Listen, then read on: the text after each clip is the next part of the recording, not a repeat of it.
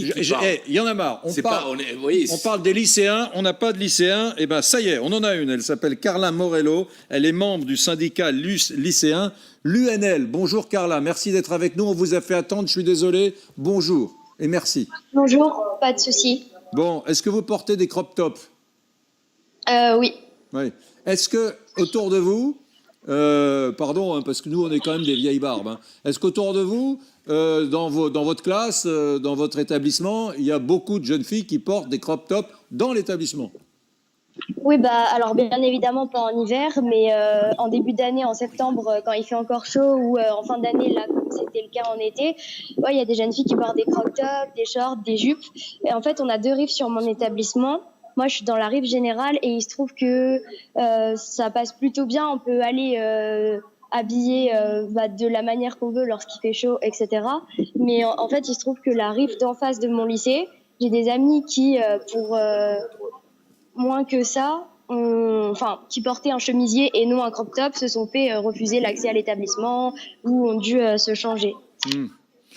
C'était la question que je voulais vous poser. Est-ce qu'il y a toujours des règles intérieures dans un établissement scolaire, un collège, un lycée?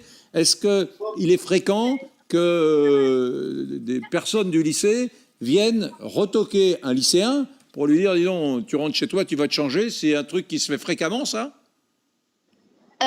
Comme je vous disais, du coup, oui, ça se fait fréquemment. Ça s'est même fait pendant le mouvement du 14 septembre. Il y avait des collégiennes qui étaient venues, une jupe qui leur arrivait aux genoux, qui ont dû aller changer, ou même des garçons qui sont venus par solidarité en jupe ou avec des shorts, et pareil, qui ont dû aller changer. Ouais.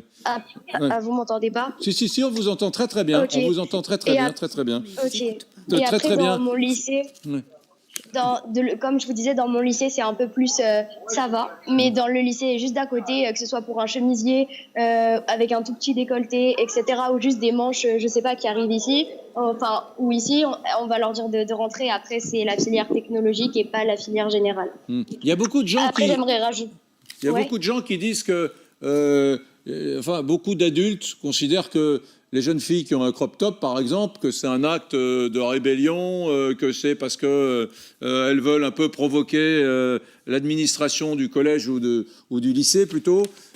En fait, c'est comme une paire de chaussures, quoi. C'est un truc banal. Oui, moi je suis militante, etc., dans un syndicat lycéen et dans un parti politique, mais la plupart de mes amis qui sont pas militants, qui mettent un crop top, le font pas. Bien sûr, quand il va y avoir des mouvements, etc., comme le 14 septembre, oui, mais en général, on s'habille pas en mettant un crop top en se disant, voilà, je vais le faire pour provoquer, etc. On s'habille parce que on a envie de s'habiller de cette manière-là, qu'on est bien avec, et parce qu'il fait chaud, pour plein d'autres raisons. Si vous avez des questions à lui poser, allez-y. Est-ce que les garçons se font aussi souvent reprendre par l'administration du lycée, par exemple, pour des problèmes vestimentaires, que les filles? Non, dans mon lycée en tout cas non. Par contre, du coup, avec le syndicat lycéen, on avait eu des garçons qui s'étaient mis du vernis, par exemple, sur les doigts, etc., ou qui étaient venus en jupe. Et comme ça ne correspond pas aux normes de la société parce qu'il y a des habits en fait selon les genres, vu qu'il y a encore dans notre société le genre de la femme et de l'homme. Et du coup, qui avait eu des soucis, des remarques avec l'administration, c'était allé jusqu'au CPE et voilà. Mais c'était pas pour le torse nu, par exemple, ce que vous disiez tout à l'heure, c'était pour du vernis ou des jupes ou des choses comme ça. Et dites-moi, puisque vous en parlez, est-ce que ce grand débat qu'on a sur les transgenres, est-ce qu'il est rentré dans les établissements scolaires? Est-ce qu'il y a aujourd'hui, dans certaines classes, dans certains lycées, des garçons qui étaient des garçons avant, qui disent à partir de maintenant, je ne suis plus un garçon, je suis une fille? Je dis ça parce que il y a beaucoup de témoignages qui remontent de l'université française, où il y a des élèves qui se déclarent désormais transgenres. Est-ce que ce genre d'événement se produit également fréquemment dans les établissements scolaires type lycée?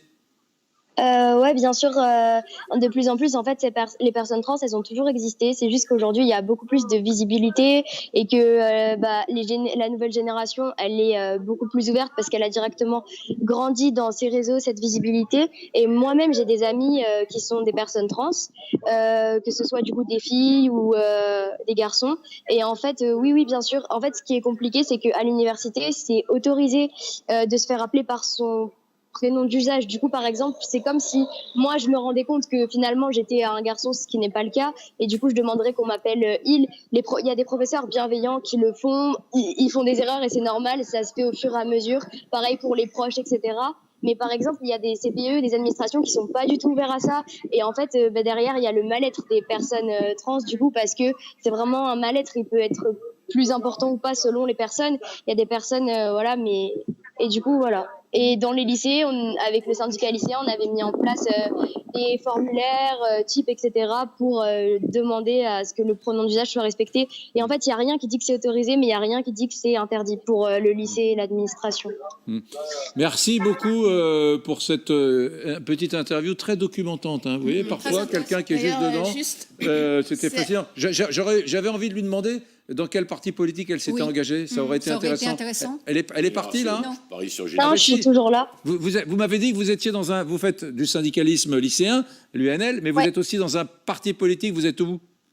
Je suis au parti anticapitaliste et j'habite à Nice. Et je suis dans ce parti parce que pour moi, c'est déjà le syndicat et le parti, je différencie les deux choses. Et pour moi, c'est super important. Voilà. C'est le NPA. C'est quoi le NPA? C'est Poutou. C'est trotskiste. Non, mais c'est Poutou qui s'est déclaré à la présidentielle il y a 2 jours. Poutou. Voilà, oui. Vous avez votre candidat pour la présidentielle. Voilà. Merci, merci de votre naturel. Et juste